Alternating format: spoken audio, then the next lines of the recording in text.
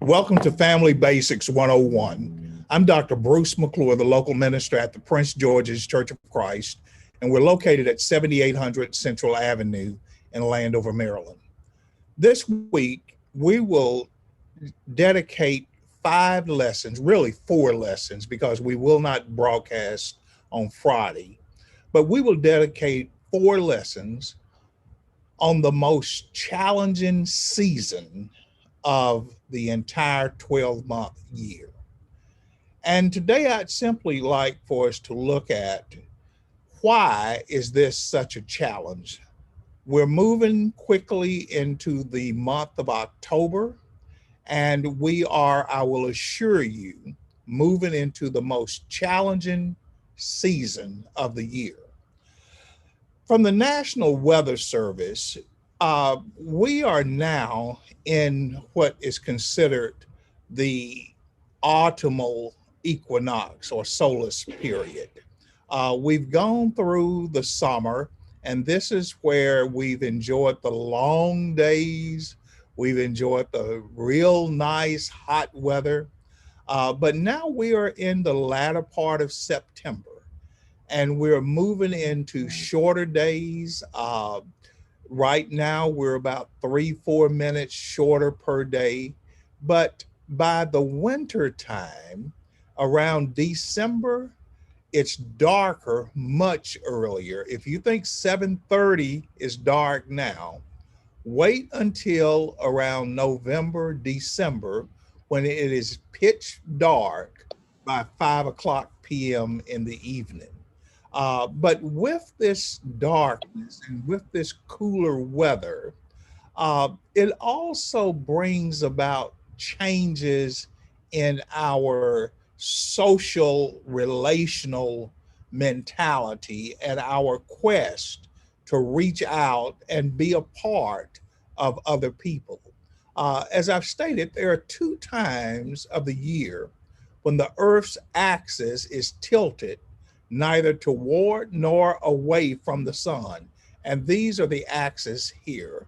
Uh, and it results in an equal amount of daylight and an equal amount of darkness in all of the latitudes. Now, these events are referred to as the equinoxes, and they occur March 21st, the vernal equinox, and near September 22nd, the autumnal equinox. At the equator, the sun is directly overhead at noon on both the equinoxes. So it doesn't matter whether it was spring or fall, but the sun is directly overhead doing both. And the duration of the year, we're either moving further away or closer to. And as that natural cycle takes place, it also impacts each one of us because during this same time period between September and that summer solstice, there are so many events, holidays, gatherings, festivities that take time. Uh, Veterans Day is coming up. Thanksgiving is coming up. Christmas, New Year's, Valentine's Day, Easter, Memorial Days. And all of those are anticipated occasions for each person. And on the face of it, we look at it and say, okay, that's a day we're going to have off of work, or those are going to be 2 or 3 days we have for travel. But with each one of those events, you've got to factor in how they impact different people. Veterans Day, it's more than just a day off of work if you've had someone killed in a war, whether it was World War II, Korea, Vietnam, or any of the more recent Iraqi, Afghanistani wars, and some of the conflicts that we don't even label as wars. But Veterans Day has some emotional impacts. Uh, thinking about people who have been killed in wars. Thanksgiving, uh, it's a great time of the year for family gatherings. But what if those families are put into the memories of times of struggle with this pandemic? People who've not been able to work, earn money, pay their bills. So, yes, it's a time of thanksgiving, but it could also be a challenging time for others who want to be thankful, but they struggle with what they know they've been through throughout the year. What about Christmas time? It's a celebratory time.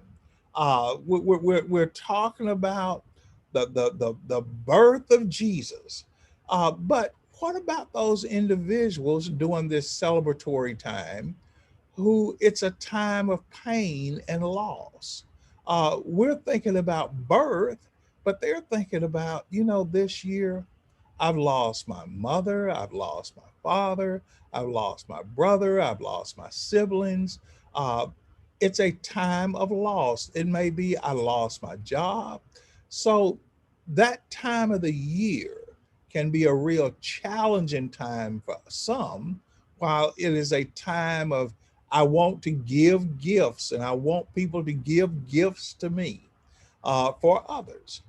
New Year's Day, we think of it as a time of new beginnings. This is an opportunity.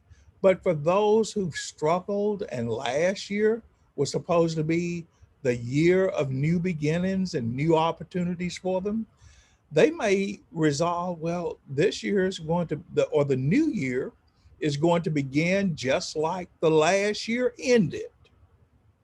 I went into 2021 optimistic and look at all of the negative things that happened to me.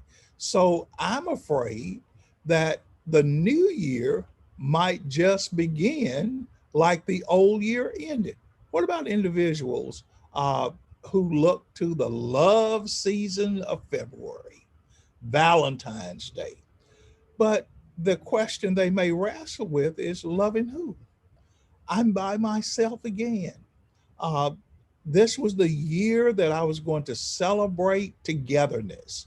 And I'm all alone all over again. My heart was broken again last year, and it seemed as if going into the second month of this new year, my heart is still broken. Easter, we look at a time of new beginnings, the resurrection.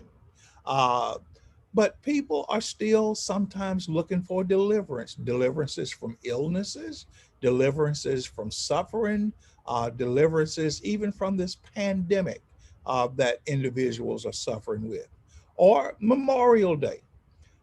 Some people see Memorial Day as this is the beginning of summer.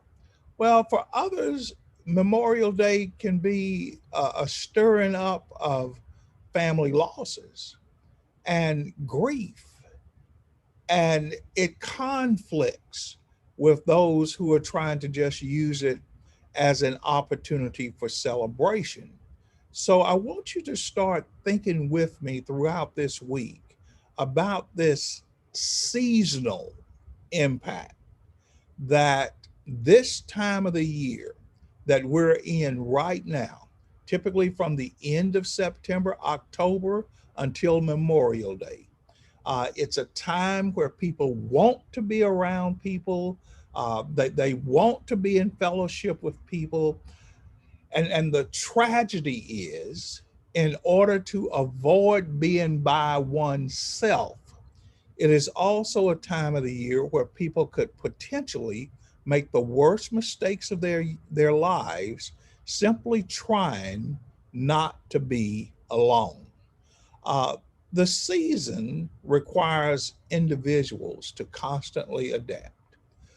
Uh, this time of the year that we're moving into, this season of fall and winter, it requires every person to make some adaptations in order to navigate this season properly. The book of Ecclesiastes, chapter 3, verse 1, The wise man said, to everything there is a season and a time to every purpose under the heaven. That's not dependent on whether or not you or I are ready for it. It's not dependent on whether you or I are prepared for it or even if we want it. It's a given statement that to everything there is a season. In Genesis 1, verse 14, and God said, let there be lights in the firmament of the heavens to divide the day from the night, and let them be the signs for seasons and for days and years. What does that word season mean? It's a fixed signal, it's a fixed assembly, it is a fixed time. And none of us are able to alter the seasons. It is fixed. It's fixed on the axis of the universe. That's why I showed you that first picture. These seasons are attached to the axis of the universe, and they're going to come and they're going to go, whether you and I are prepared for them or not. So, what we typically will attempt to do, sometimes in a healthy way and sometimes in not so healthy ways, we try to adapt to the seasons by fixating or attaching ourselves either to healthy or non-healthy situations.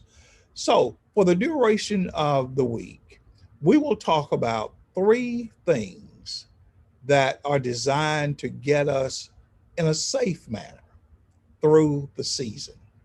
In Romans 12, verse 15, rejoice with those who rejoice and weep with those who weep. So, during the upcoming 4 or 5 months of October, November, December, January, February, March, April, and Memorial Day in May, we're going to talk about three basic things that are designed to keep us rejoicing throughout the seasons. And at the same time, if it is appropriate for us to weep, we weep with those who are weeping. So we're going to look tomorrow at the seasons are going to occur. We've got to settle that case. The seasons are going to happen. Seasons of life, of happiness, seasons of life of weeping, grieving, remorse, they are just a part of the life cycle. On Wednesday, we will talk about the seasonal attire, the seasonal attitudes. Throughout the seasons, we have to put on a different set of out of garments, right? But we have to clothe our minds. We have to clothe our spirits with the proper attitudes to get us through those seasons.